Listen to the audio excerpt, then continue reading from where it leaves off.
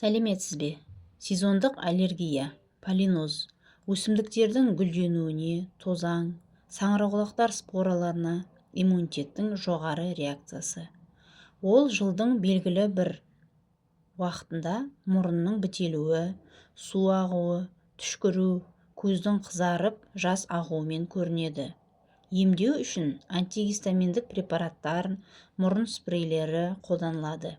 Алдын алу үшін аллергендермен байланысты азайту және ылғалды тазалықтың маңызы бар. Сезондық аллергияның негізгі себептері мен кезеңдері. Көктем, сәуір, мамыр. Ағаштардың гүлдеуі, қайың, емен, үйеңкі. Жаз, маусым, шілде. Дәнді дақылдар мен шалғын шөптер. Тимофеевка, мәтлік, терек мамығы. Жаз соңы, күз. Тамыз, қыркүйек. Арам шөптер, амброзия, жусан, лебеда. Симптомдары: мұрынның қышуы, су ағуы, бітелуі, көздің қызаруы, жас ағуы, конъюнктивит, түшкіру, жөтел, тамақтың қышуы, терідегі бөртпелер, есек жем. Аллергияны жеңілдету шаралары. Бірінші, аллергенмен байланысты азайту. Гүлдеу кезінде терезелерді жабық ұстау. Даладан келген киімді ауыстырып, душ қабылдау. Екінші, гигиена. Мұрын мен көзді тұзды ерітіндімен жуу. Үшінші, дәрі-дәрмек. Дәрігердің нұсқауымен антигистаминдік және қабынуға қарсы спрейлерді қолдану. Төртінші, диета. Гүлдеу кезінде крес гүлділер, алма, жаңғақ, бал сияқты аллергенді өнімдерді шектеу. Сезондық аллергиядан жеңіл өту үшін осы 4 амалды жасаңыз. Ең бірінші, ішектерді тазалауыңыз керек. Ол үшін смекта, полисорб, активированный уголь сияқты дәрілерді 1 апта бойы ішіп, ішегіңізді тазалап алыңыз. Есіңізде болсын, осы дәрілерді ішкенде үйде болғаныңыз дұрыс. Ішектегі шлак, улы заттар мен аллергендерден тазаланасыз. Содан кейін хилакфорте, линекс, лактон, нормабак, энтерожермина сияқты пребиотиктерді 40 күн бойы ішіңіз.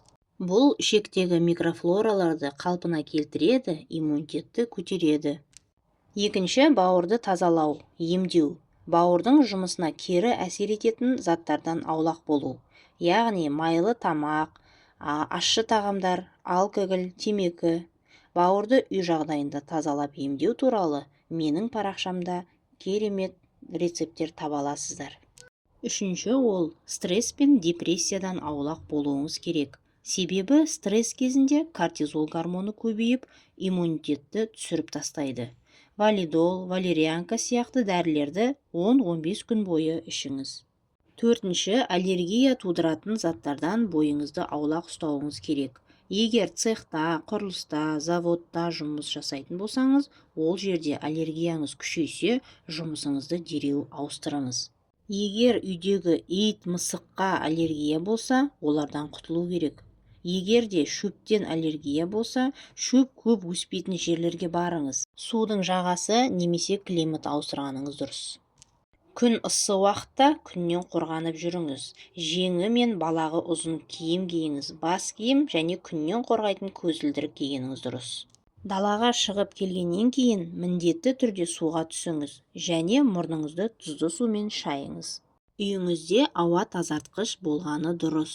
Ол микробтар, бактерия және аллергендерді жоқ қылады. Бөлмедегі ауаны тазалайды, ылғалдандырады. Осы ақпараттар пайдалы болса, менің парақшама жазылып кетіңіз. Сұрақтарыңыз болса, комментарияға қалдырыңыз. Сау болыңыздар, достарыңызға таратыңыздар, ауырмай денсаулықтарыңызды сақтап жүріңіздер.